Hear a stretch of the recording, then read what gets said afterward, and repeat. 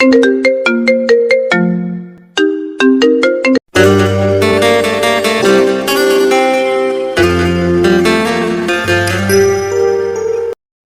নতুন ভালোবাসার গল্প পেতে আমাদের চ্যানেলটি সাবস্ক্রাইব করে পাশে থাকা বেল আইকনে ক্লিক করুন।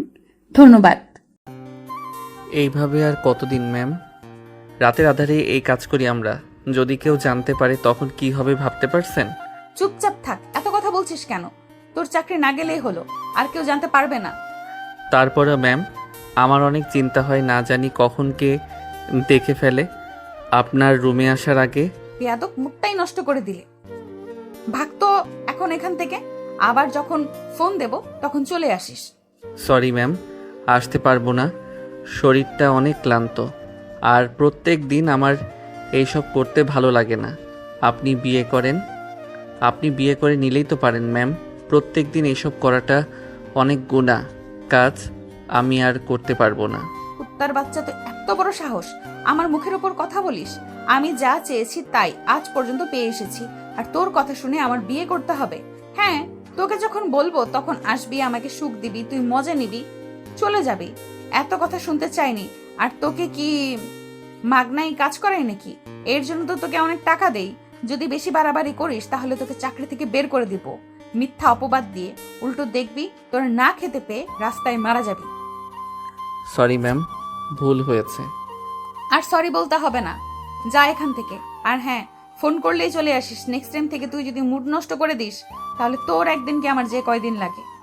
মাথা নিচু করে নেহার কথা শুনছিল স্বাধীন। তারপর রুম থেকে বের হতে যাবে দরজা দিয়ে, অমনি পিছন থেকে নেহা স্বাধীনের কলার চেপে ধরে আর নিজের দিকে এগিয়ে নিয়ে আসে। ওইদিকে কোথায় যাচ্ছিস? হ্যাঁ, ব্যালকনি দিয়ে গাছ দিয়ে নিচে নেমে যা, কেউ দেখে ফেলবে আবার। ঠিক আছে ম্যাম। এখন যা তো বাল, মুডটাই নষ্ট করে দিল। তোকে যে কি করতে ইচ্ছে করছে। তারপর নেহা বিরক্ত হয়ে খাটের উপর বসে পড়ে, ফোন দেখতে লাগে। অন্যদিকে স্বাধীন গাছ থেকে নিচে নেমে তার রুমে চলে যায়। দরজা খুলে রুমে প্রবেশ করে দেখে টেবিলের উপরে তার ফোন রিং হচ্ছে। স্বাধীন ভাবতে লাগে, এত রাতে কে ফোন করলো। আবার আমতা আমতা করে ফোনের কাছে যায়, দেখে তার বোন। চিন্তিত হয়ে ফোন রিসিভ করতেই ও পাশ থেকে বলতে লাগে, ভাইয়া কোথায় তুমি? জলদি বাসায় আসো, মা অনেক অসুস্থ, তোমার কথা বারবার বলছে, আমার অনেক ভয় হচ্ছে, আমি কি করব বুঝতে পারছি না। ভাইয়া প্লিজ তুমি আসো। কি বলছিস বোন? আমার মার কি হয়েছে? সকালেই তো কথা বলে আসলাম, দেখলাম সব কিছু ঠিক, টাকা দিয়েও আসলাম। আবার কি হয়েছে তুই চিন্তা করিস না, আমি এক্ষুনি আসছি। কথাটা বলে স্বাধীন ফোন কেটে দেয়। তড়িঘড়ি করে বাসা থেকে বের হয়ে পড়ে, গাড়ি নিয়ে তারপর বাড়ির সামনে চলে যায়। গাড়ি থেকে বের হয়ে রুমে গিয়ে দেখে স্বাধীন তার মা খাটের উপর শুয়ে নড়চড় করছে না, শুধু তাকিয়ে আছে। অনেক ভয় হয়। স্বাধীনের পাশে তাকিয়ে দেখে তার বোন তার মাকে জড়িয়ে ধরে কান্না করছে। স্বাধীনকে দেখতে পেয়ে নেহা দৌড়ে আসে, জড়িয়ে ধরে কান্না করতে করতে বলে, ভাইয়া তুমি এসেছো, দেখো না মা কোনো কথা বলছে না কেন? তাকিয়ে আছি আর চোখ দিয়ে পানি বের হচ্ছে, প্লিজ দেখো না মার কি হচ্ছে। দাঁড়া বোন, চিন্তা করিস না, আমি তো চলে এসেছি, চল মাকে নিয়ে হসপিটালে যাই। তারপর স্বাধীন আর তার বোন স্বাধীনের মাকে নিয়ে গাড়িতে ওঠায়। স্বাধীন ড্রাইভ করতে করতে ফুল স্পিডে হসপিটালে চলে আসে। গাড়ি থেকে বের হয়ে নার্স নার্স বলে চিৎকার করতে লাগে। নার্সরা আসলে স্বাধীনের মাকে দেখে দ্রুত অপারেশন থিয়েটারে নিয়ে যায়। স্বাধীন চিন্তিত হয়ে চেয়ারে বসে থাকে, পাশে তার বোন কান্না করছে। এটা দেখে স্বাধীন তার বোনকে কাছে টেনে আনে। বোন, এভাবে কান্না করিস না, দেখবি সব ঠিক হয়ে যাবে, মার কিছুই হবে না। আমাদের সঙ্গে আগের মতো কথা বলবে, আগের মতো আমাদের শাসন করবে, দেখিস। হ্যাঁ ভাইয়া, তাই যেন হয়। স্বাধীন তার বোনকে সান্ত্বনা দিতে লাগে, তার মাথায় হাত বুলিয়ে দিতে লাগে। এভাবে অনেকটা সময় পার হয়ে যায়। যত সময় যায় তত স্বাধীনের চিন্তা বাড়তে লাগে। একটু পর কেবিন থেকে নার্স বের হয়ে আসে। স্বাধীন দেখে নার্সের দিকে এগিয়ে যায়। ম্যাম, কি হয়েছে আমার মায়ের, আর এখন কি অবস্থায় আছে? আমি তো আর ঠিক বলতে পারবো না, বড় স্যার একটু পর বের হবে, তার কাছ থেকে সব জেনে নেবেন। আর দেখে যা বুঝতে পারলাম আপনার মা ব্রেন স্ট্রোক করেছে, কন্ডিশন খুব একটা ভালো না বোধহয়, বড়সড় একটা অপারেশন করতে হবে। কথাগুলো বলে নার্স সেখান থেকে চলে যায়। স্বাধীন চিন্তিত হয়ে ধপাস করে চেয়ারের উপর বসে পড়ে। প্রায় 20 মিনিট পর ডাক্তার বের হয়ে আসে। স্বাধীন দৌড়ে ডাক্তারের কাছে যায়। ডাক্তার, আমার মায়ের কি হয়েছে? দেখো বাবা, চিন্তিত হবার কোনো কারণ নাই। তোমার মায়ের কন্ডিশন খুব একটা ভালো না, অনেক টেনশন করে মনে হয়, তাই ব্রেন স্ট্রোক করেছে। যদি আর একটু আনতে দেরি হয়ে যেত তাহলে আর বাঁচানো যেত না। সময় মতো আনতে পেরেছো তাই বাঁচানো গিয়েছে, কিন্তু তোমার মা পুরোপুরি প্যারালাইজড হয়ে গিয়েছে, কোনো কথা বলতে পারবে না। যদি আগামী 3 দিনের মধ্যে তোমার মাকে অপারেশন না করানো হয় তাহলে আজীবনের জন্য হয়ে যাবে, আর কখনো ঠিক করা যাবে না। কি বলেন আঙ্কেল? হ্যাঁ বাবা, আর আমি বুঝতে পারছি তোমার মনের অবস্থা। আঙ্কেল, কত টাকা লাগতে পারে আনুমানিক অপারেশন করানোর জন্য? দেখো, সাধারণত মাথায় অপারেশন করানোর জন্য বাংলাদেশে কোনো ডাক্তার এখন নেই, সবাই বিদেশে চলে গিয়েছে। আর তাদেরকে আনতে একটা খরচ আছে, তাদের ফি একটা আছে। A to Z মিলে না হলে কমপক্ষে 60 লক্ষ টাকা লাগবে। এতগুলো টাকা? ডাক্তার কথাটা বলে চলে যায়। স্বাধীন চিন্তিত হয়ে পড়ে। কি করবে বুঝতে পারে না। 60 লক্ষ টাকা কিভাবে সে জোগাড় করবে সে নিজেও জানে না। যেখানে তাদের মাসে বাজার করে বাজারের জন্যই হিমশিম খেয়ে যায়, সেইখানে এতগুলো টাকা কিভাবে জোগাড় করবে আর কোথা থেকে পাবে? একবার মায়ের দিকে আরেকবার নিজের বোনের দিকে তাকায় আর অঝরে কান্না করতে লাগে আর মনে মনে ভাবতে লাগে, কি বলছিস স্বাধীন? তুই তো আমার চিকিৎসার জন্য টাকা জোগাড় করতে পারবি না? যেই মা কিনা তোকে লেখাপড়া করানোর জন্য মানুষের বাড়িতে কাজ করত, তোদের মানুষের বাড়িতে কাজ করে বড় করিয়েছে, আর সেই মাকে চিকিৎসা করানোর জন্য টাকা তুই কোনোভাবে জোগাড় করতে পারবি না? এসবই চিন্তা করছিল স্বাধীন। একটু পর তার মাকে কেবিনে শিফট করা হয়। স্বাধীন তার বোনকে চেয়ার থেকে উঠে কেবিনের পাশে চেয়ারে শুয়ে দিয়ে স্বাধীন তার মার দিকে তাকিয়ে অঝরে কান্না করতে লাগে। কি করবে সে নিজেও বুঝতে পারে না। তখনই নেহার কথা মনে হয়। প্যান্টের পকেট থেকে ফোন বের করে স্ক্রিনের দিকে তাকিয়ে দেখে নেহার অনেকগুলো মিসড কল। স্বাধীন অবাক হয়ে যায়। যেখানে কিনা একবার কল করে না পেলেই তুল কালাম বাঁধিয়ে দেয়, সেখানে 100+ কল। স্বাধীন ভয়ে কেবিন থেকে বের হয়ে নেহার নাম্বারে কল করে। কুত্তার বাচ্চা, তোর এত বড় সাহস আমার ফোন কল রিসিভ করিস না? দেখ তোকে কতবার ফোন করেছি, 100 বারেরও বেশি, আর তুই কিনা আমার কল দেখেও দেখিস না, আবার এখন কল করছিস কেন? কালকে সকালে আগে হতে দে, তারপর তোকে দেখাচ্ছি কি করে আমার বাসাতে তুই কাজ করিস। ম্যাম, প্লিজ আমাকে ভুল বুঝবেন না। আমি বাড়িতে নেই, দূরে এসেছি, আর আপনার ফোন কল আমি টের পাইনি, তার কারণে ধরতে পারি নাই। দেখ কোথায় আছিস তুই, আমি তা জানতে চাই না। যদি আগামী 20 মিনিটের মধ্যে আমার সামনে তোকে না দেখেছি তাহলে কি করব তোকে আমি সেটা নিজেও জানি না। কথাটা বলে নেহা ফোন কেটে দেয়। স্বাধীন কি করবে বুঝতে পারে না। যে রাগি মেয়ে যদি না যায় তাহলে খবর আছে। আবার মার কথা মনে হতে লাগে। এখন এই সময় যদি কাজ থেকে বের করে দেয় তাহলে তাদের অবস্থা একদম করুণ হয়ে যাবে। তারপর নিচে চলে আসে। গাড়ি ড্রাইভ করতে করতে নেহাদের বাড়ির দিকে যেতে লাগে। আর স্বাধীন হাল ছেড়ে দেয়, কারণ কোনোভাবে এতগুলো টাকা জোগাড় করতে পারবে না সে কখনোই। অযথা টেনশন করে আর কি লাভ, এসব ভাবতে লাগে আর অঝরে কান্না করতে লাগে আর চোখ মুছতে লাগে। প্রায় 15 মিনিট ড্রাইভ করে নেহাদের বাসায় চলে আসে। গাড়িটা পার্কিং লটে রেখে চাবিটা প্যান্টের পকেটে নিয়ে গাছ দিয়ে নেহার বেলকনিতে চলে যায়। বেলকনিতে উঠতে দেখে নেহা বেলকনিতে বসে সিগারেট খাচ্ছে। নেহা স্বাধীনকে হঠাৎ দেখে রীতিমতো ভয় পেয়ে যায়। বুকের কাপড় উঁচু করে থুতু দিয়ে বলতে লাগে, কুত্তার বাচ্চা, কেউ এইভাবে ব্যালকনিতে উঠে নাকি? আমি তো ভয় পেয়ে গেছিলাম, আমি ভেবেছিলাম ভূত হবে হয়তো। আপনি যে মেয়ে ভূত কেন, স্বয়ং যমরাজও এসে হার মেনে যাবে। বিড়বিড় করে কি বলছিস তুই? কই ম্যাম, কিছু না। আর সরি ফোন রিসিভ না করার জন্য, আর তাড়াহুড়ো করে বেলকনিতে আসার জন্য। স্বাধীনের কথা শুনে নেহা সিগারেটের লাস্ট একটা টান দেয়। সিগারেটটা ফেলে দিয়ে স্বাধীনের কলার ধরে নিজের কাছে নিয়ে আসে। ঠোঁটের সঙ্গে ঠোঁট লাগিয়ে সিগারেটের ধোঁয়া স্বাধীনের মুখে পুড়ে দেয়। স্বাধীন কাশতে লাগে, কাশতে কাশতে মাটিতে পড়ে যায়। পাশের চেয়ারে বসে থাকা নেহা হাসতে লাগে। তুই তুই অনেক সুন্দর অভিনয় করতে পারিস জানিস। আমার বয়ফ্রেন্ডের থেকেও অনেক মারাত্মক ছেলেরা মানেই অভিনয়। সিগারেটের ধোঁয়া মুখে নিতে কাশি শুরু হয়ে যায়, তোর বাহানা করে অন্য সময় তো ঠিকই সিগারেটের প্যাকেট শেষ করে দিস। সরি ম্যাম, আর আমি সিগারেট খাই না, তার কারণেই ধোঁয়া মুখে যেতে কাশি শুরু হয়ে গেছে। আপনি মুড নষ্ট করে দিলেন। আসেন, শুরু করতে পারেন। আজকে এখানেই করব, রুমে যাব না। রুমের থেকে ব্যালকনিতে রোম্যান্স করতে মুড হচ্ছে আমার। নেহার কথা শুনে স্বাধীন সব কিছু ভুলে যায়। নেহার দিকে ক্রমশই এগিয়ে যেতে লাগে। হঠাৎ নেহার নজর যায় স্বাধীনের চোখের দিকে। অন্যান্য দিন নেহাকে টানে, কিন্তু আজ লাল হয়ে আছে, অন্যরকম দেখাচ্ছে, ভয় হতে লাগে।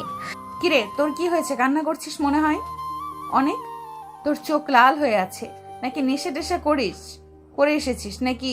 দেখ, নেশা করে মোটেও এসব করবি না, কারণ আমি নেশাখোর ছেলেদের একদমই ঘৃণা করি। ম্যাম, এতদিন আপনার সঙ্গে আছি, আপনি এইটা হয়তো জানেন আমি কী রকম ছেলে। আর নেশা আমার দ্বারা কখনো সম্ভব না। আর আপনাকে এইসব না নিয়ে ভাবলেও হবে, যা করতে এসেছেন তাই করেন। আবার আমার কথা শুনে মুড নষ্ট হয়ে গেলে তখন আবার অনেক কথা বলবেন। আরে না, কিছুই বলবো না। এমনিতেও আজ এইসব করতে ভালো লাগছে না, তোকে মানাই করতাম। আমার অনেক গল্প করতে ইচ্ছে করছে, ঘুম আসছে না, তাই তোকে ফোন দিয়েছিলাম, দুজনে গল্প করব। কিন্তু ফোন রিসিভ করলে না, অনেক রাগ উঠে গিয়েছিল আমার। তাহলে একটু আগে যা হলো সেটা কে ছিল? আরে ওইটা তো এমনিতেই, আর ভয় পেয়ে গেছিলাম, তাই তোকে একটু শাস্তি দিলাম আর কি। এখন বল, কি হয়েছে তোর? আর এত রাতে বাহিরে গিয়েছিলি, দেখলাম গাড়ি নিয়ে বাসায় ফিরলি। নেহার কথার উত্তরে স্বাধীন কি করবে বুঝতে পারে না। আকাশের দিকে তাকিয়ে গম্ভীর একটা নিঃশ্বাস ফেলে বলতে লাগে, ম্যাম, আপনার রুম থেকে গিয়ে আমার রুমে দেখি ফোন বাজে টেবিলের উপরে। আমার ফোন রিসিভ করে ধরতেই বোন ফোন করে, মা নাকি অনেক অসুস্থ, তাই গিয়েছিলাম। তারপর নেহাকে স্বাধীন সব কথা খুলে বলতে লাগে।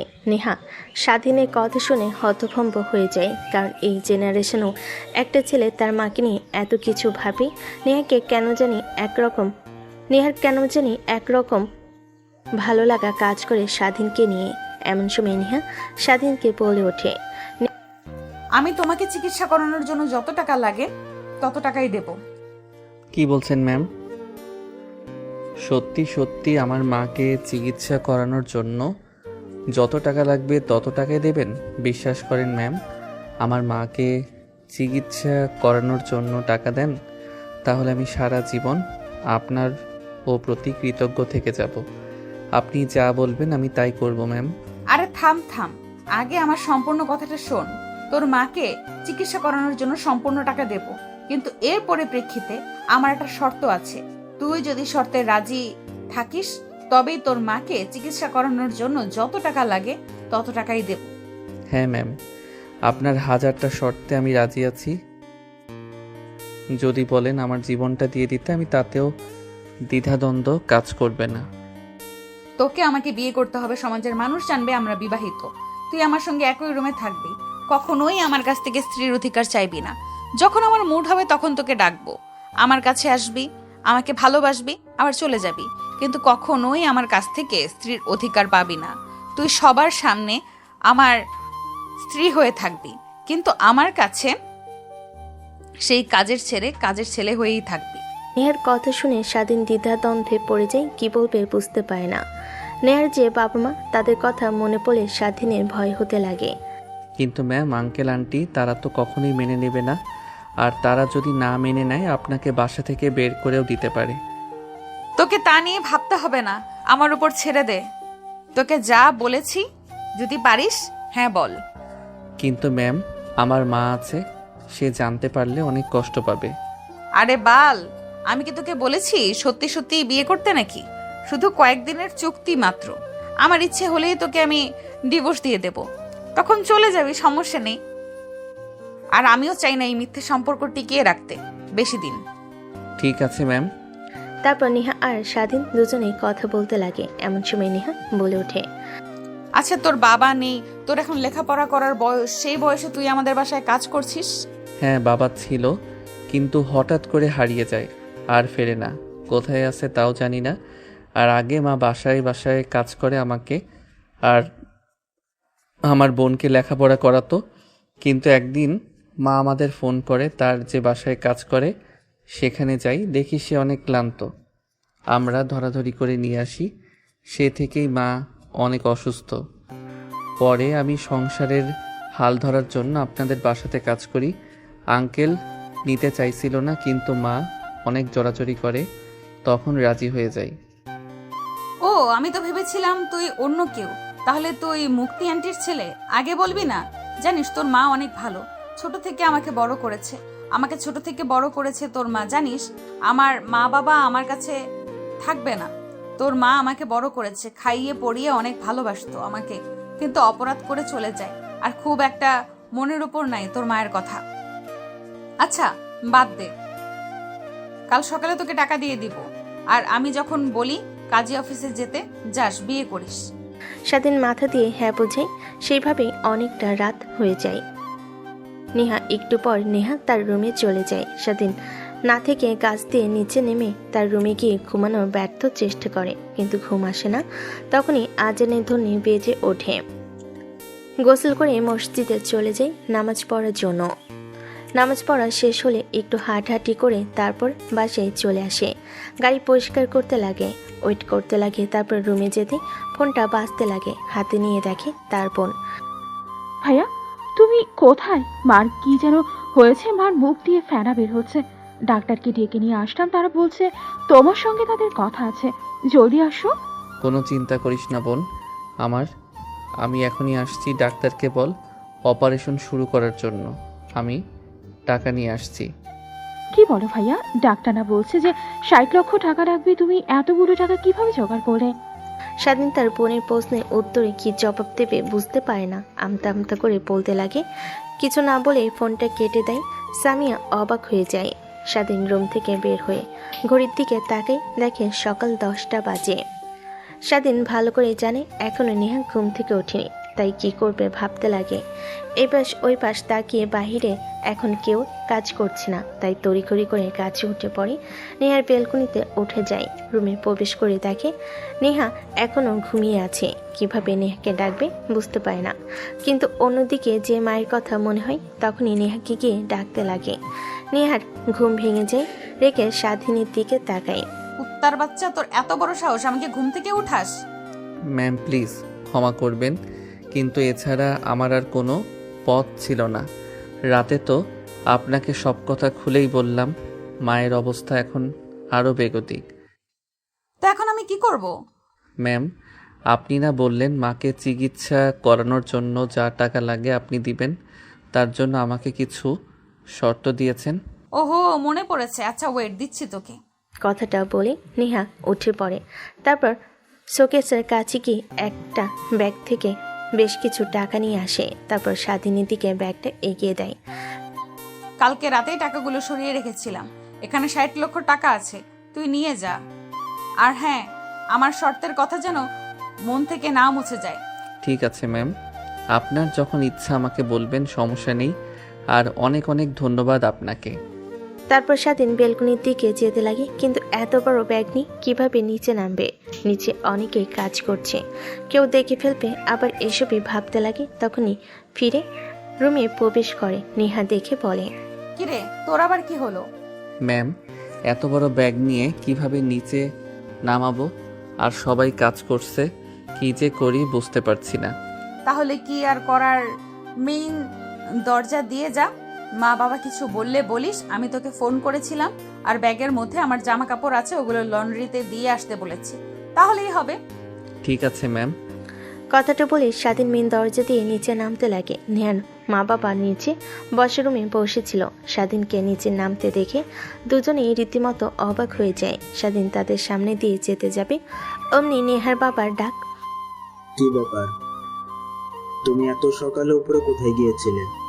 আর ব্যাগের মধ্যে কি? আঙ্কেল নেহা ম্যাম ফোন করেছিল, আর ব্যাগের ভিতর তার জামা কাপড় লন্ড্রিতে দিয়ে আসতে বলেছে পরিষ্কার করার জন্য। আজকে সে পার্টিতে যাবে। কি বলো, এত সকালে না ঘুম থেকে উঠেছে? তোমার কাজ তো ড্রাইভিং করা, তোমাকে তো নেহার কাপড় চোপড় লন্ড্রি বিটা দিয়ে আসার কাজ না। আচ্ছা যাই হোক, যাও তাহলে। নেহার বাবার কথা শুনে স্বাধীন স্বস্তির নিঃশ্বাস ফেলে, তারপর সেখান থেকে গুটি গুটি পায়ে বের হয়ে যায়। গাড়ি নিয়ে সোজা চলে যায় হসপিটালে। ব্যাগটা নিয়ে দৌড়ে স্বাধীন তার মায়ের কেবিনে যায়, দেখে পুরো কেবিন ফাঁকা। তখনই পাশ দিয়ে নার্স যেতে লাগে। স্বাধীন ডাক দিয়ে, আচ্ছা, এই কেবিনে যে একটা বৃদ্ধ মহিলা ছিল, প্যারালাইজড, ব্রেন স্ট্রোক করেছিল, সে কোথায়? ও, তুমি ওই বৃদ্ধার কথা বলছো? ওনার তো অবস্থা অনেক অবনতি হয়েছে, তাই নিচতলায় নিয়ে গিয়েছে। মেডিসিন ডিপার্টমেন্টে তো একটা ছোট মেয়েও ছিল, তাকে নিয়ে গিয়েছে। নিচে গিয়ে দেখুন, ঠিক খুঁজে পাবেন। নার্সের কথা শুনে স্বাধীন দৌড়ে নিচে চলে আসে, দেখে তার বোন একটা চেয়ারে বসে কান্না করছে আর ফোনের দিকে তাকিয়ে আছে। তখনই স্বাধীন গিয়ে তার বোনের পাশে বসে পড়ে। স্বাধীনকে দেখে স্বাধীনী বোন জড়িয়ে ধরে। ভাইয়া, তুমি এসেছো আর আমি তোমাকে কখন থেকে ফোন করে চলেছি, কিন্তু তোমার ফোন তো বন্ধ দেখাচ্ছে। দেখো না, মা কি যেন হয়েছে, ডাক্তার কি বলছে? কিছুই বলছে না। তারা বলছে তোমার সঙ্গে কথা বলবে। দেখো তো একটু গিয়ে। আর কান্না করিস না বোন, আমি তো চলে এসেছি। দেখবি মা সুস্থ হয়ে যাবে। আচ্ছা তুই দাঁড়া, আমি ডাক্তারের সঙ্গে কথা বলে আসছি। তারপর স্বাধীন তার বোনকে বসে অপারেশন থিয়েটারের সামনে চলে যায়। ছোট্ট জানালে দিয়ে দেখে ভিতরে অপারেশন চলছে। স্বাধীন অবাক হয়ে যায়, পুনরায় তার বোনের কাছে বসে পড়ে। আচ্ছা বোন, কেউ কি এসেছিল? আর ডাক্তারকে কি কেউ টাকা দিয়ে গেছে? না তো ভাইয়া, কেউ আসে নাই। আর সকালে হঠাৎ করে মার অবস্থার অবনতি হলে আমি ডাক্তারকে ডেকে নিয়ে আসি। তারা এখানে নিয়ে আসে আর সকাল থেকেই অপারেশন করছে। কি বলিস, টাকা ছাড়াই অপারেশন করছে? না না, কখনই তো তারা বিনা টাকাতে অপারেশন থিয়েটারের সামনে দিয়েও নিয়ে যাবে না। কি টাকা দিলে এতগুলো? স্বাধীন কথাগুলোই ভাবছিল, হঠাৎ দরজা খোলার শব্দ পায়। সেদিকে তাকাই, দেখে এক এক করে সবে বের হচ্ছে। স্বাধীন উঠে ডাক্তারের কাছে যায়, দেখে ডাক্তার আরেকটা বিদেশি ডাক্তারের সঙ্গে হেসে সে কথা বলছে। সেটা দেখে স্বাধীনের অনেক ভালো লাগে। ড্যাপ ড্যাপ করে স্বাধীনের দিকে তাকিয়ে থাকে। তখন ডাক্তার স্বাধীনের কাছে এসে ঘাড়ে হাত দিয়ে বলতে লাগে, গুড লাক মাই সান। তোমার মার যে অবস্থা হয়েছিল, আমরা তো ভেবেছিলাম আর বাঁচানোই সম্ভব হবে না, কিন্তু আগামীকাল রাত্রে এই মিস্টার চ্যাম্পিয়ন্স বাংলাদেশে এসেছিল একটা কাজে। আমরা খোঁজ পেয়ে তাকে মেসেজ করি আর এইখানে চলে আসে। ভেবেছিলাম তোমার মার অপারেশন সকালে করব, এর আগে তো অবনতি হয়ে যাক। সবশেষে আলহামদুলিল্লাহ অপারেশন সাকসেসফুল হয়েছে। কিন্তু টাকা? এইটা নিয়ে তোমাকে ভাবতে হবে না, টাকা দেওয়া হয়ে গেছে। আর সে তার নাম বলতেও অনেক শোক প্রকাশ করেছে, শুধু এইটুকু বলেছে তোমাদের আপন কেউ হয়। কি বলছেন স্যার? পৃথিবীতে আমাদের কেউ নেই আপন বলতে, এখন আবার আপনি বলছেন আপন কেউ? স্যার আমি টাকা জোগাড় করে নিয়ে এসেছি, আপনি এগুলো রাখেন। আর ওনার পরিচয় তো জানেন, ওনাকে টাকা ব্যাক দিয়ে দেন। চাইলেও সেইটা সম্ভব নয়। রাত 4টার দিকে আননোন নাম্বার থেকে ফোন আসে, তারপর আমাদের ব্যাংক অ্যাকাউন্টে টাকা আসে, তারপর বলে অপারেশন শুরু করার জন্য। আমরা কিছু বলবো এর আগে ফোন কেটে দেয়। এখন আসছি, আর একটু পর কেবিনে শিফট করা হবে, তখন গিয়ে কথা বলতে পারবে। দেখবে তোমার মা আগের মতো হয়ে গেছে একদম। অনেক অনেক ধন্যবাদ আপনাকে। কিভাবে যে আপনার ঋণ শোধ করব তা জানা নেই আমার। স্বাধীনের কথা শুনে ডাক্তারটা হাসতে হাসতে সেখান থেকে চলে যায়। স্বাধীন ভাবতে লাগে, কে তাদের আপনার কে এতগুলো টাকা দিয়ে গেল। তারপর স্বাধীন তার বোনের কাছে বসে পড়ল। ভাবতে লাগে নেহার কাছ থেকে এতগুলো টাকা নিয়েছে, সে কি করবে এখন। কি আর করার, সে যেই হোক, ছেলে কিংবা মেয়ে, তাকে অনেক অনেক ধন্যবাদ। আর নেহা ম্যামের টাকাগুলো কি করব? তা কি দিয়ে দেব? হাফ দিয়ে দেই। মানুষের ঋণ রাখা একদমই ঠিক হবে না। আর আমি তো তাকে কথা দিয়েছি, তার শর্তে রাজি। এখন জুতো টাকাগুলো নিতে রাজি না হয়, তার শর্তে যদি কাজ করতে বলে আমাকে, তখন কি করব? ধ্যাত, এত কিছু ভাবতে পারবো না। নেহা ম্যামকে গিয়ে সব খুলে বলবো, তখন তিনি যা করে তাই করব। আর টাকাগুলো রাখতে পারবো না, এতে তার শর্তে রাজি হতে হলেও হব। স্বাধীন কথাগুলো ভাবছিল, এমন সময় ফোন কেঁপে ওঠে। হাতে নিয়ে দেখে নেহার নাম্বার। স্বাধীন অবাক হয়ে যায়, কাঁপা কাঁপা হাতে ফোন রিসিভ করে কানে কাছে ধরতেই ওপাশ থেকে বলে, কিরে, তোর মায়ের অপারেশন সাকসেসফুল হয়েছে? হ্যাঁ ম্যাম, হয়েছে। একবার ফোন দিয়ে জানানোর প্রয়োজনও মনে করলি না তুই? এই জন্যই বলে, বিপদে পড়লে বন্ধু আর বিপদ ফুরিয়ে গেলে শত্রু। না ম্যাম, আপনাকে ফোন করতে চাচ্ছিলাম, এর আগে আপনি ফোন করেছেন। হয়েছে, তোকে আর বাহানা গাইতে হবে না। আর আমার শর্তের কথা মনে আছে তো? নাকি ফোন করলে কাজী অফিসে চলে আসিস, আমি রেডি হয়ে বান্ধবী নিয়ে সেদিকে যাচ্ছি গাড়ি নিয়ে। কিন্তু ম্যাম, আপনার টাকাগুলো আমি খরচ করিনি। আমার মার অপারেশনের জন্য যা টাকা দরকার ছিল কোনো বহিরাগত ব্যক্তি সে টাকা দিয়ে গিয়েছে, পরিচয় জানায়নি। ও আচ্ছা, ভালো। তা এখন তুই কি করবি? আমার টাকা আমাকে ফিরিয়ে দিবি নাকি শর্তে রাজি হবি? নেহার কথায় স্বাধীন কি বলবে বুঝতে পারে না, চুপ করে থাকে। নেহা স্বাধীনের ঘন ঘন নিঃশ্বাস স্পষ্ট শুনতে পায়। দেখ, আমি যা বলি তা করে ছাড়ি। তোকে যেহেতু বলেছি বিয়ে করতে হবে আমাকে, তো বিয়ে করতেই হবে। এখন ফোন রাখছি, আমি ফোন করলে কাজী অফিসে চলে আসিস।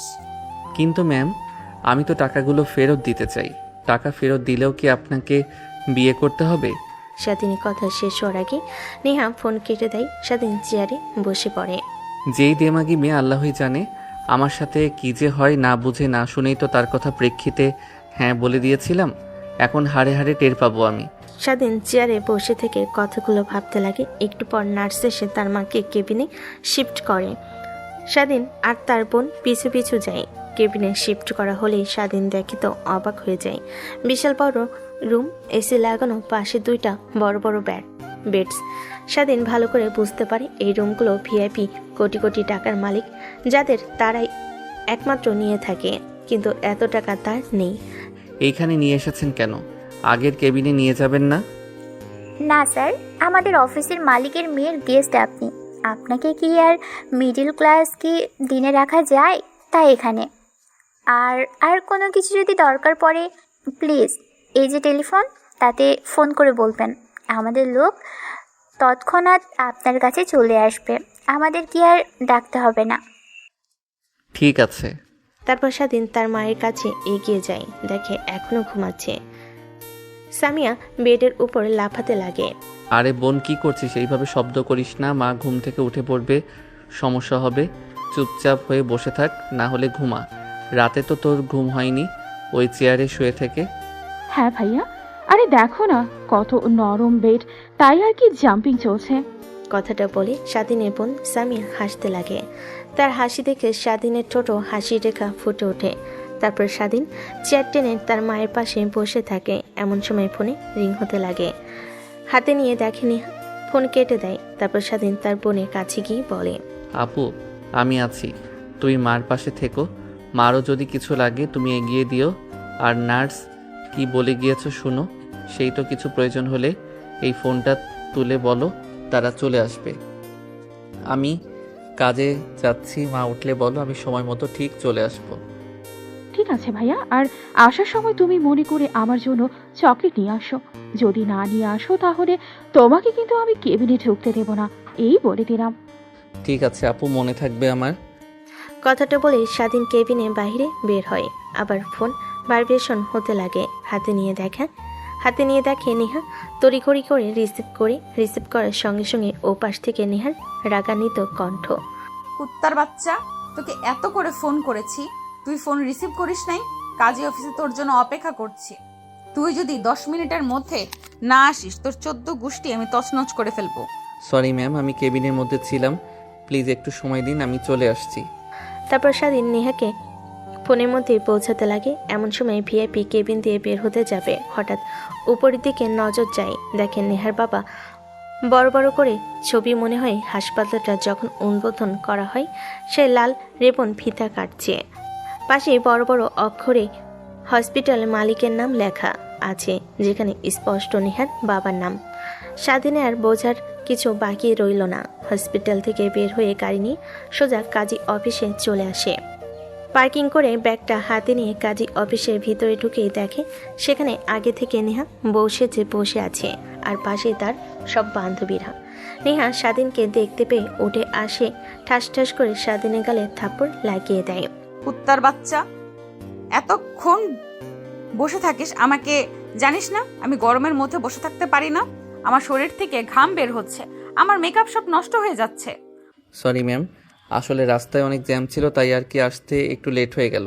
হয়েছে, তোকে আর কৈফিয়ত দিতে হবে না। এই নে প্যাকেটটা, সাইটের রুম আছে, যা সেখানে গিয়ে এগুলো পরিধান করে আয়।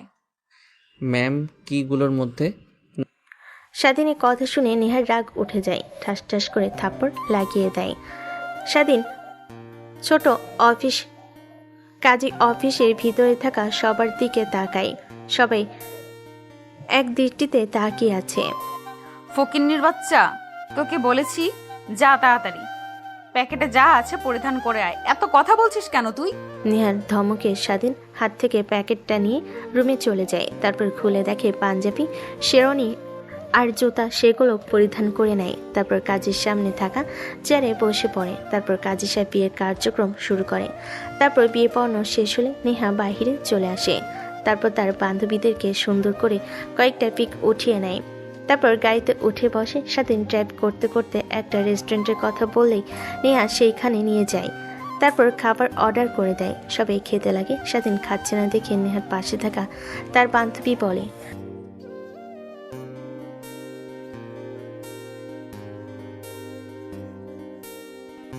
না মানে আপনারা খান। ওকে, তোদের জোর করতে হবে না, না হলে খাবে না। ফকিন্নির বাচ্চা এইসবে আগে কখনো দেখেছে নাকি যে খাবে?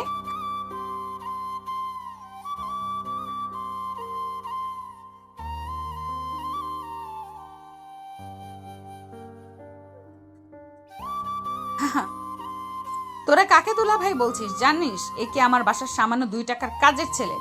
নেহার কথা শুনে তার বান্ধবীরা সবাই হতভম্ব হয়ে যায়।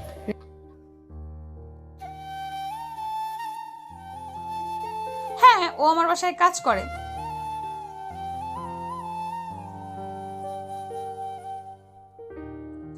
মাথা ঠিক আছে। আর তোরা তো ভালো করেই জানিস আমি ছেলে মানুষদের একদম বিশ্বাস করি না। তাই আর কি, নামে শুধু বিয়ে করলাম, কাজের কিছুই নয়। ও ওর মতো জীবন পার করবে, আমি আমার মতো। যদি বাবার পছন্দের ধনী ঘরের ছেলেকে বিয়ে করতাম তাহলে তো আর এরকম করতে পারতাম না।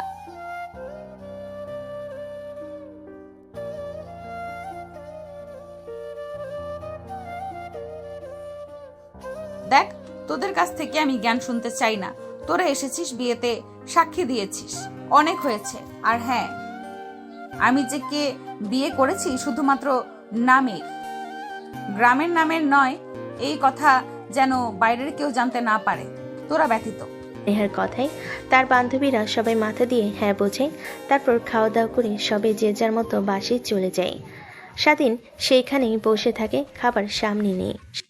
এত ঢং দেখে আর বাঁচি না। তুই তোর সামনে খাবারের প্লেট নিয়ে বসে আছিস, কেন খাবার খাচ্ছিস না? আর তোকে খাবার খেতেও হবে না, চল বাসায় যাব।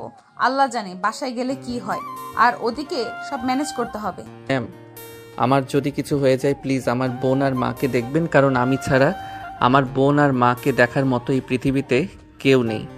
কি বলছিস তুই? তোর আবার কি হবে যে তোর মা বোনকে আমার দেখতে হবে? আঙ্কেল যে রাগী আমি শিওর সে কখনোই আমাকে আপনার স্বামী হিসেবে মেনে নেবে না। আর আঙ্কেলের তো ভয়ঙ্কর রূপ এর আগে আমি দেখেছি। একটা ছেলে আপনাকে ডিস্টার্ব করেছিল, শীষ বাজিয়েছিল রাস্তায় দাঁড়িয়ে, সেটা দেখে আঙ্কেল তাকে লোকজন দিয়ে বেধড়ক মেরেছে। ছেলেটার পা ভেঙে দিয়েছিল, হাত ভেঙে দিয়েছিল, ছেলেটা এখনো ঘুরে ঘুরে হাঁটে, আমি দেখেছি। আর আমি তো আপনাকে বিয়ে করেছি, এটা জানলে আঙ্কেল যে আমাকে কি করবে তার ভাবতে হবে না। ভুলে যাস না, তুই আমার বাবাকে চিনিস না। আমার বিষয়ে সে একদম পাগল। ছোট থেকে আমি যা চেয়েছি তাই দিয়েছে, সেটা 1000 জনকে মেরে হলেও আমাকে দিয়েছে। তোকে যদি চাই বাবা না করবে না, এটা আমি ভালো করেই জানি। আর ভয় পেতে হবে না। এত কিছু যদি হয়, আমি আর তুই না হয় আলাদা বাসা নিয়ে থাকবো, দেখবি তখন ঠিক বাবা রাজি হয়ে আমাদেরকে বাসায় নিয়ে যাবে। আর হ্যাঁ, তোকে তো বলতে ভুলে গিয়েছি, আমাদের বিয়ে হয়েছে সবাই ভাববে যে সুখে আছি, কিন্তু আমাদের মধ্যে দূরত্ব থাকবে, এটা কাউকে যেন বলিস না। স্বাধীন মাথা দিয়ে না বোঝায়। তারপর নেহা রেস্টুরেন্টের বিল মিটিয়ে গাড়ি করে বাসায় যেতে লাগে। অন্যদিকে স্বাধীন টাইপ করছিল আর ভাবছিল তার এখানে কি হয়েছে আল্লাহ জানে। বড়লোক বলে কথা, যখন মাথায় যে চিন্তা আসে তাই করে ছাড়ে। কি কারণে যে আমি আর একদিন রাতে তাকে বিয়ে করার কথা বলেছিলাম, এখন তা হাড়ে হাড়ে টের পাচ্ছি। কিরে, কি ভাবছিস? এত করে ডাকছে তোকে, পাশ থেকে। তোর কানে কি যায় না? আমার ডাক যায় না? বলেছে যে গাড়িটা সাইডে ব্রেক কর। মানে সরি ম্যাম। তারপর সাইডে গাড়ি দাঁড় করে। নেহা গাড়ি থেকে নেমে একটা মিষ্টির দোকানে যায়। অনেকগুলো মিষ্টি কিনে স্বাধীনকে ছাড়াই দোকানে গিয়ে প্যাকেটগুলো নিয়ে গাড়ির ডিকিতে রাখে। তারপর গাড়িতে উঠে পড়ে। বিয়ে করেছি সবাইকে একটু মিষ্টি মুখ করাতে হয় নাকি? ম্যাম আপনাকে একটা কথা বলার ছিল আমার। চুপ করে মোবাইল দিয়ে গাড়ি চালাও, আর একটা কথাও বলবি না।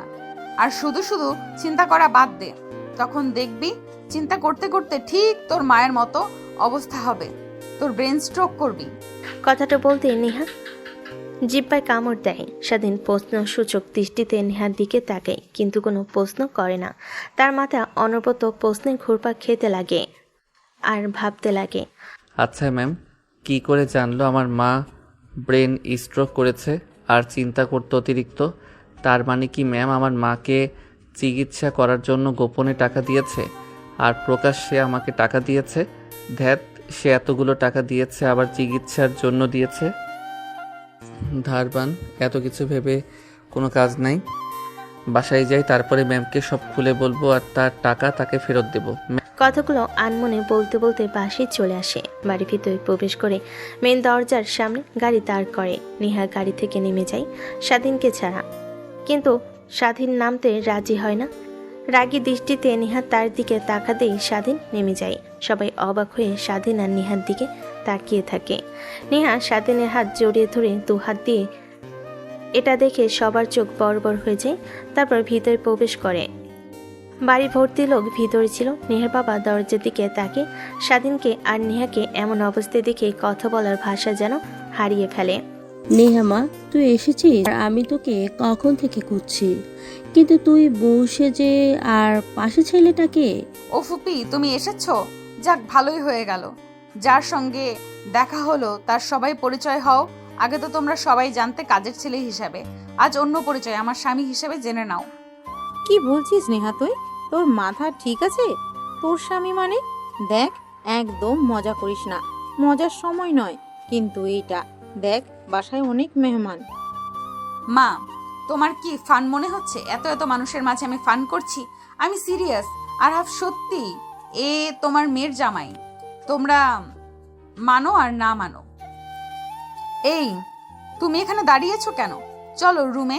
আর ফুপি, আমি আসছি। এগুলো খুলে, এত ভারী পোশাক পরতে আর ভালো লাগছে না। তারপর স্বাধীন ব্যাগ হাতে নিয়ে নেহার পিছু পিছু নেহার রুমে ঢুকে যায়। নেহা দরজা লাগিয়ে দেয়। সোফার উপর গিয়ে বসে পড়ে। গায়ের উপর থেকে ওড়না সরিয়ে ফেলে। স্বাধীন সেই দিকে তাকে চোখ সরিয়ে ব্যাগটা হাতে নিয়ে সোফার সামনে থাকা ছোট্ট টেবিলের উপর রেখে দেয়। তারপর নেহাকে উদ্দেশ্য করে বলে, ম্যাম, এই নিন আপনার সব টাকা। কি বলছিস? টাকা ফিরিয়ে নিয়ে এসেছিস মানে? তার মানে কি আন্টির অপারেশন করিসনি তুই? না, আমার অপারেশন হয়ে গিয়েছে। কোনো এক অজ্ঞাত ব্যক্তি সব টাকা পরিশোধ করে দিয়েছে, তাই আর টাকা লাগেনি। আর আমি এত টাকার কি করব, তাই আপনার টাকা আপনাকে ফিরিয়ে দিলাম। আমি এ টাকা দিয়ে কি করব? তোর সঙ্গে চুক্তি ছিল টাকার বিনিময়ে আমাকে বিয়ে করবি, সবার সামনে আমার সাথে অভিনয় করবি। তো তোর কাছে রাখ। কোনো কারণে প্রয়োজন লাগবে তোর? না ম্যাম, প্রয়োজন হবে না আমার। আর আমি যেহেতু কথা দিয়েছি আমি অভিনয় করব, সমস্যা নেই। কথাটা বলে স্বাধীন রুম থেকে বের হতে যাবে, পিছন থেকে বলতে লাগে, কিরে, কই যাচ্ছিস তুই? ম্যাম, আমার রুমে যাচ্ছি। আমারও এইসব পড়ে থাকতে আর ভালো লাগছে না, তাই ফ্রেশ হয়ে আসি। আজ থেকে এটাই তোর রুম। এই যে সোফা দেখছিস, এখানে থাকবি, না হয় নিচে থাকবি। আমি কাজের লোকদের বলছি, তারা তোর সব জামা কাপড় নিয়ে আসবে। না ম্যাম, তার দরকার হবে না। নেহার রাগ মাথায় উঠে যায়। গলা চেপে ধরে দেওয়ালের সঙ্গে। গলায় জোর ফুটেছে তোর, তাই না? ভুলে যাস না তোকে বিয়ে করেছি শুধু মানুষকে দেখানোর জন্য, আর তুই সেটারই ব্যবহার করছিস। দেখ, আমি যা বলবো আমার কথা মতো তুই চলবি, বুঝলি? না হলে তোর মা বোনের যে কি করব আমি নিজেও জানি না। ম্যাম প্লিজ, তাদের কোনো ক্ষতি করবেন না, যা করার আমাকে করেন। হ্যাঁ, আমি আপনার কথা মতোই চলবো। এই তো, এখন ঠিক আছে। তারপর স্বাধীনকে নেহা ছেড়ে দেয়। স্বাধীন গলায় দুহাত দিয়ে ধরে থাকে। নেহা স্বাধীনের দিকে তাকে একটা হাসি দিয়ে সোফায় বসে সিগারেট জ্বালিয়ে খেতে লাগে। স্বাধীন স্বাভাবিক হলে উঠে দাঁড়ায়। নেহার পাশে গিয়ে দাঁড়ায়। তখনই তার মাথায় একটা কথা ঘুরপাক খেতে লাগে। মুখ ফুটে বলে ফেলে, আচ্ছা ম্যাম, একটা কথা বলবেন? আপনাকে তো দেখি মাঝে মাঝেই সিগারেট খেতে। আচ্ছা, সিগারেট খেলে কি উপকার হয়? শুনেছি তো সিগারেট খাওয়া ক্ষতি, ওর প্যাকেটের গায়েও লেখা থাকে তা। সিগারেট খাওয়া ক্ষতি অনেককে খায়, কারণ তার ফলে সব কষ্ট মুছে ফেলা যায়। কি বলেন? সিগারেট খেলে দুঃখ কষ্ট ভুলে থাকা যায়? হ্যাঁ, যাই তো। তুই একদিন চেষ্টা করিস, দেখবি ঠিক পারবি। আর কোনো দুঃখ নেই, কষ্ট নেই, আমার দরকার পড়বে না, আপনি খান। একটু পর দরজার করানার শব্দ পায়। দরজা খুলে দেখে কাজের ছেলেরা হাতে 2টা ব্যাগ স্বাধীনের দিকে এগিয়ে দেয়। স্বাধীন গিয়ে দরজা আটকিয়ে দেয়। দেখে তার জামা কাপড় বের করে ওয়াশরুমে চলে যায়। ফ্রেশ হয়ে রুমে এসে দেখে নেহা একটা মধ্যবয়স্ক মেয়ের সঙ্গে কথা বলছে। মা, কাজটা তুই মোটেও ঠিক করলি না। তোর মা বাবার মনে অনেক আঘাত পেয়েছে। তুই তাদের একমাত্র মেয়ে, তাদের অনেক স্বপ্ন ছিল তোকে ধুমধাম করে বিয়ে দেবে। এভাবেই মা বাবার মনে কষ্ট না দিতেও পারতি। দেখো ফুপি, আমি চাই না আমার জীবন নষ্ট করে দিক, ঠিক তোমার মতো। তোমাকে তো সবাই আনন্দ করে বিয়ে দিয়েছিল বড় ঘরের ছেলের সাথে। দিন শেষে কি হলো? সে তোমাকে রেখে অন্য মেয়েতে আসক্ত হলো, তোমাকে মারধর করেছে, সেটা ডিভোর্সের রূপ নিল। আরো তোমার সঙ্গে ফুপা কত জঘন্য কাজ করেছে, সেটা তো আর নাই বললাম। এর থেকে নিজের থেকে ছোট আর গরিব ঘরের ছেলেকে বিয়ে করেছি। দেখো, কখনো আমার মুখের উপর কথাও বলতে পারবে না, আর তো গায়ে আঘাত করা দূরে থাক। মারে, তাই বলে তুই সামান্য একটা কাজের ছেলেকে বিয়ে করবি? এইটা একদম বেমানান। তোর বাবা কারোর সামনে গিয়ে দাঁড়াতে পারবে না যখন সবাই বলবে কাজের ছেলের সাথে বিয়ে দিয়েছো। তখন তোমার বিয়ের সময় অনেক অনেক কথা বলেছিল, অনেক ভালো ভালো কথা ছেলেকে নিয়ে। সর্বশেষে যখন ডিভোর্স হলো তখন তো তোমাকে নিয়ে আজে বাজে কথা বললো লোকেরা, কিন্তু তোমার তো কোনো দোষই ছিল না ফুপি।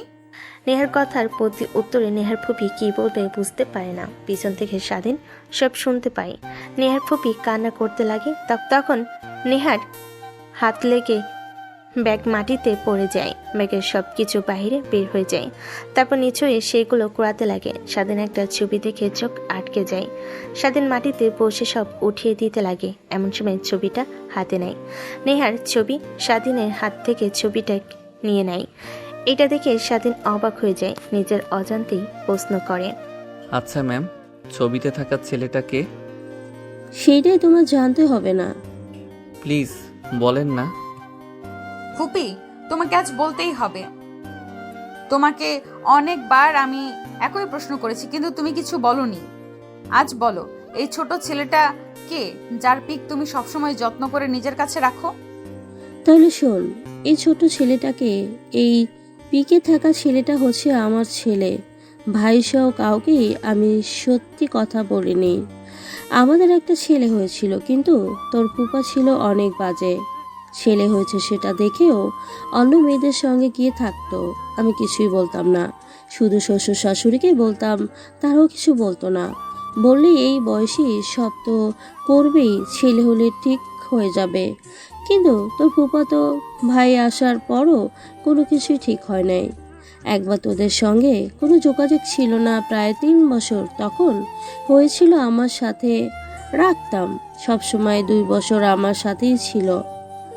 এই হাতে বড় করেছি, অনেক স্বপ্ন ছিল ছেলেটাকে নিয়ে বাঁচার। কিন্তু তোর ফুপা বাসায় ফিরে আমাকে অনেক মারতো। ছেলেটাকেও আমার ছেলেকে রেখে বাজারে যায় বাজার করার জন্য। বাড়িতে এসে দেখি কোথাও নেই। অনেক খুঁজি, মা বাবাকে বলি, তারাও জানে না। খুঁজতে খুঁজতে পাগল হয়ে যায়, কিন্তু কোথাও খুঁজে পাই না। তোর ফুপা আসলে তাকে বললেও সে কিছু বলে না। তাই আর তোর ফুপার সঙ্গে আর আমি থাকতে রাজি হই না। যাকে নিয়ে বাঁচার স্বপ্ন ছিল সেও হারিয়ে গেল। তারপর তাদের বাসায় চলে আসি, তারপর ডিভোর্স হয়ে যায়। নেহা তার ফুপির কথা শুনে অবাক হয়ে যায়। কান্না কান্না কণ্ঠে তাকায়। অন্যদিকে স্বাধীন নেহার ফুপির কথা শুনে চোখ বেয়ে পানি বের হতে লাগে। ফুপি, তুমি এত বড় সত্যি কথা আমাদের কাছ থেকে লুকিয়েছো? তুমি একবার যদি সত্যি করে বলতে, দেখতে বাবা কি করতো ফুপার। আর আমার মনে হয় কি উপায় হয়তো বা তোমার ছেলেকে কোথাও লুকিয়ে রেখেছিল, কিংবা বাহিরে রেখে এসেছে। আমার মনে হয় না একটা বাবা কখনো তার ছেলেকে এইভাবে দূরে সরিয়ে রাখবে।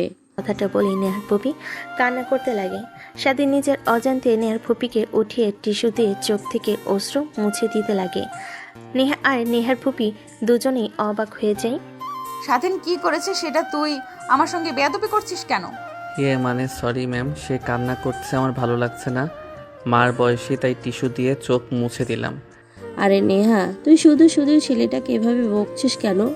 ছেলেটা তোর ভালোই করেছে। সে আমার মাঝে তার মাকে খুঁজে পেয়েছে। সমস্যা নেই বাবা, তুমি বসো।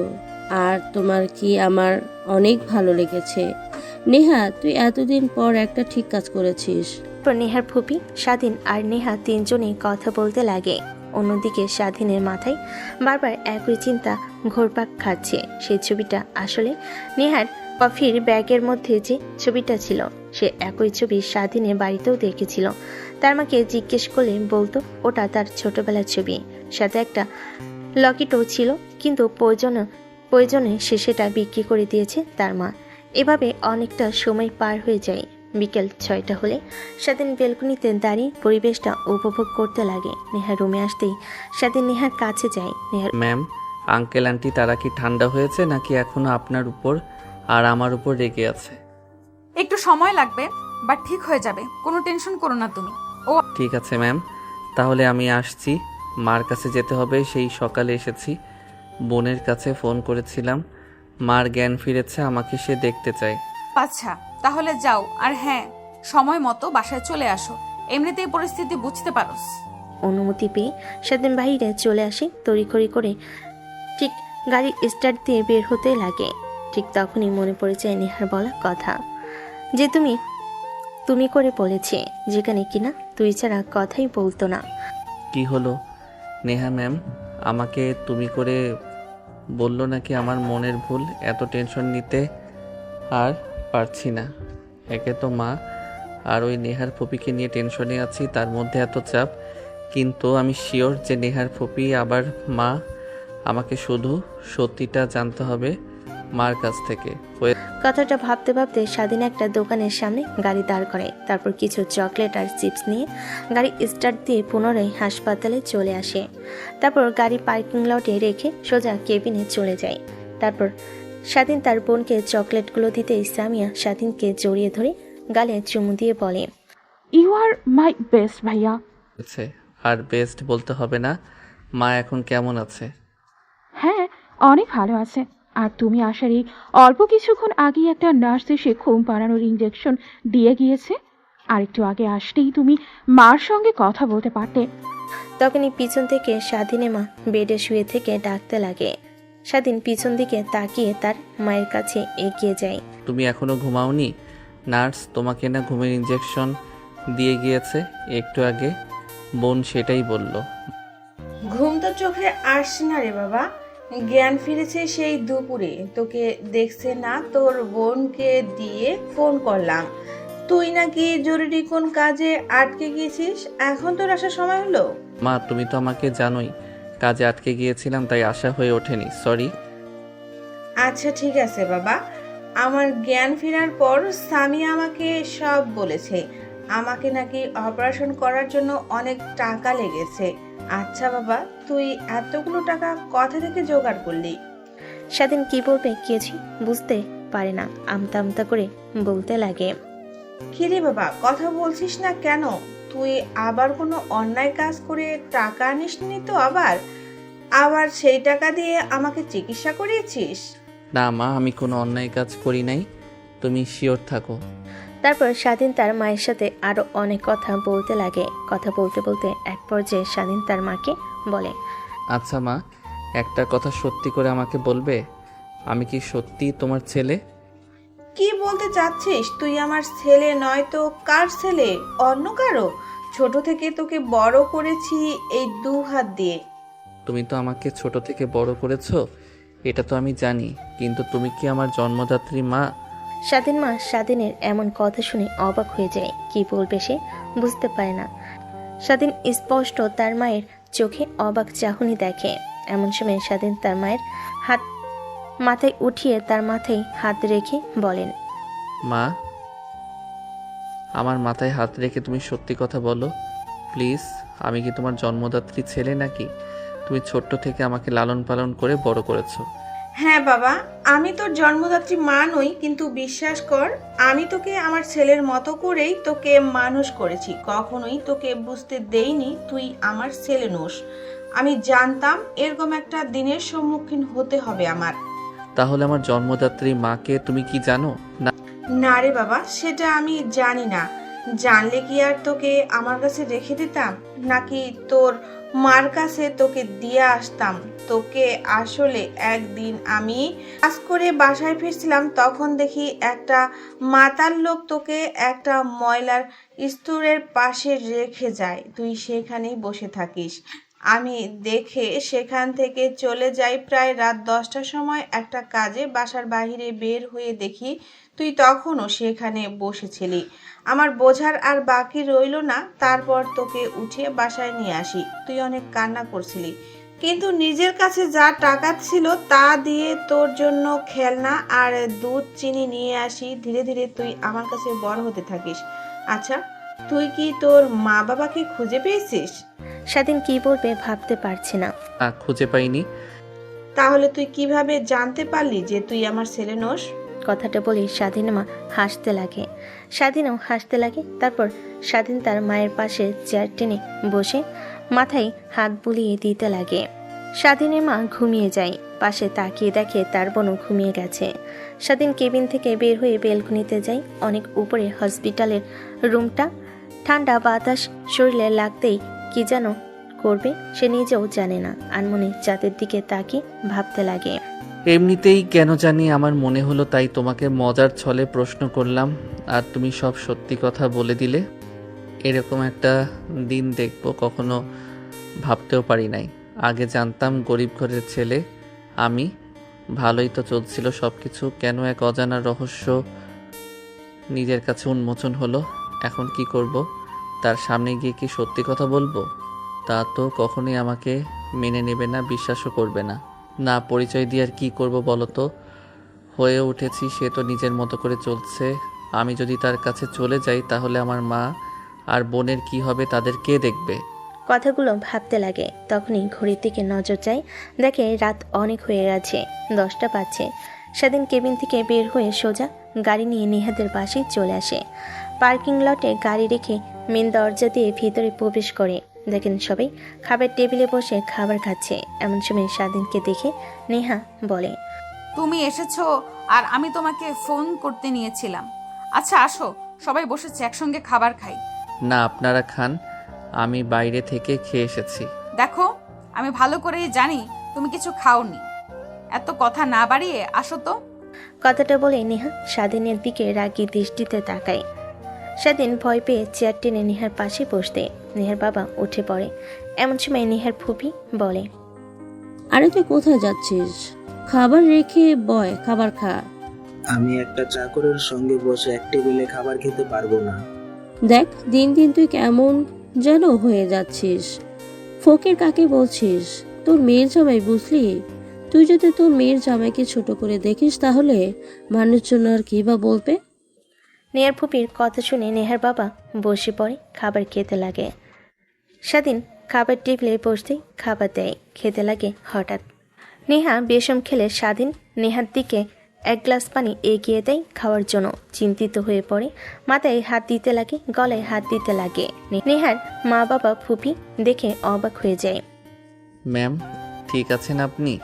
আর এখন ঠিক আছি, এত চিন্তা করতে হবে না। আর বসো, তুমি তোমার খাবার খাও। ঠিক আছে ম্যাম, আপনিও খান। তারপর স্বাধীনের সে চেয়ারে বসতে লাগে। এমন সময় নেহার ফুপির নজর যায় স্বাধীনের কানে ঘাড়ের দিকে।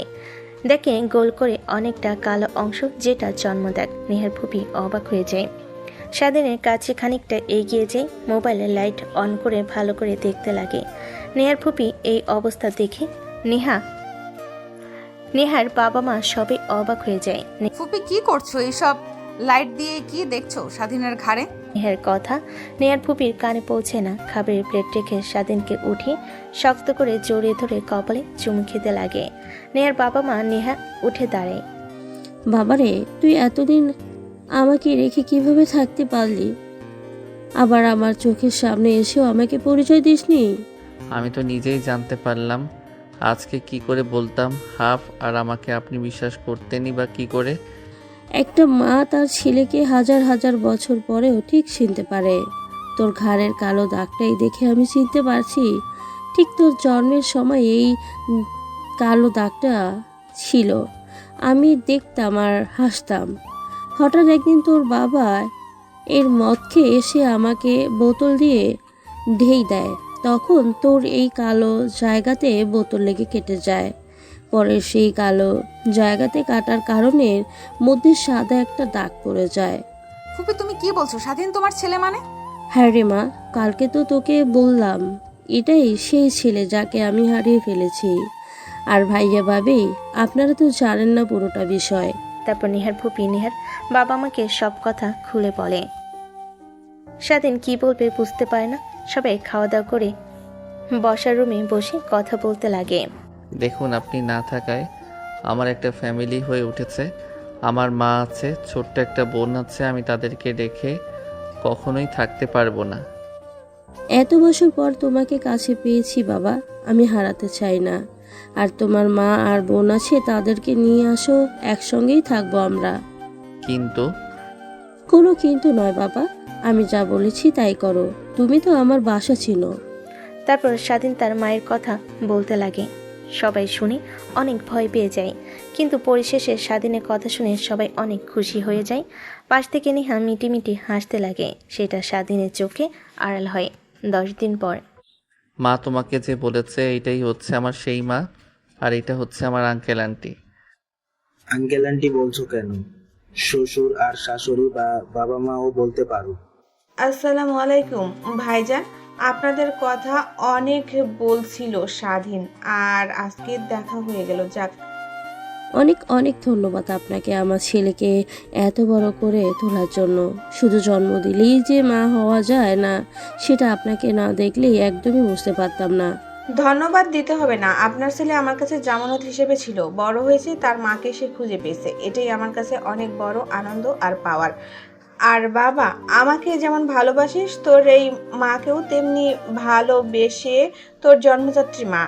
আর বোন, আমার ছেলেকে আপনি দেখে শুনে রাখবেন। অনেক কষ্ট করে বড় করেছি, অনেক ভালোবাসা দিয়ে। আরে বোন, এভাবে কথা বলছেন কেন? আপনার ছেলে আপনারই থাকবে আজীবন। নেহার ফুপি স্বাধীনের মা আর বোনকে তাদের সঙ্গে থাকতে বলে। স্বাধীন মা থাকতে রাজি হয়। স্বাধীন মা থাকতে রাজি হয় না, এক পর্যায়ে জড়াজড়িতে রাজি হয়ে যায়। এভাবে দিনটা পার হয়ে যায়। রাত হলে সবাই খাওয়া দাওয়া করে যে যার রুমে চলে যায়। স্বাধীন রুমে এসে দেখে নেহা নাইট ড্রেস পরে আয়নার সামনে দাঁড়িয়ে চুল আঁচড়াচ্ছে। স্বাধীন সেই দিকে তাকে সোফায় গিয়ে শুয়ে পড়তে লাগে। তখনই নেহা বলতে লাগে, আহারে কত কষ্ট লাগে, ছেলেটা 10 দিন হলো বিয়ে করেছে, আজও পর্যন্ত বাসর রাতও করতে পারলো না। ভাসুরাল করব কোথায়? বিয়ের আগে যা করার তা তো করেছি। কি জানোয়ার, কি বললি তুই? দাঁড়া, তোকে দেখাচ্ছি। আর বললাম, বলেছি যে যা করার বিয়ের আগেই তো করেছি। বাসরও তো বিয়ের আগেই করে ফেলেছি। ধ্যাৎ, কোথায় তুই জোর করে আমার কাছে আসবি? সব জোর করে করবি তা কিছুই না, সব আমাকেই করতে হবে। কিছুই করতে হবে না, শুধু পারমিশন দিন তাহলেই চলবে। হ্যাঁ, পারমিশন দিলাম। অন্য কোনো মেয়ের দিকে একদমই তাকানো যাবে না আমাকে ছাড়া, আর অন্য কোনো মেয়েকে ভালোবাসা যাবে না। আমার অনেক রাগ, এই রাগ না ভাঙিয়ে কোথাও যাওয়া যাবে না। আর হ্যাঁ, অনেক ভালোবাসি। আমিও অনেক ভালোবাসি। কথাটা বলে স্বাধীন নেহাকে তার উপর থেকে সরিয়ে কোলে তুলে নেয়। খাটে গিয়ে ফেলে দেয়। নেহা স্বাধীনের দিকে লোহক কাতর দৃষ্টিতে তাকায় আর জিব্বা দিয়ে ঠোঁট ভিজাতে লাগে। স্বাধীন পাগল হয়ে যায়, নেহার উপর ঝাঁপিয়ে পড়ে। আর জানতে হবে না তারা বাসর করছে। আপনারা বিয়ে করেন, তাহলে জানতে পারবেন বাসর ঘরে কি হয়। তো দর্শক, আজকের গল্পটির থেকে এখানেই বিদায় নিচ্ছি। আর অপেক্ষা করুন পরবর্তী গল্পের জন্য। সেই পর্যন্ত ভালো থাকবেন এবং লাইক কমেন্ট শেয়ার করে আমাদের সাথেই থাকুন। আর নতুনরা কিন্তু সাবস্ক্রাইব করতে ভুলবেন না। আল্লাহ হাফেজ।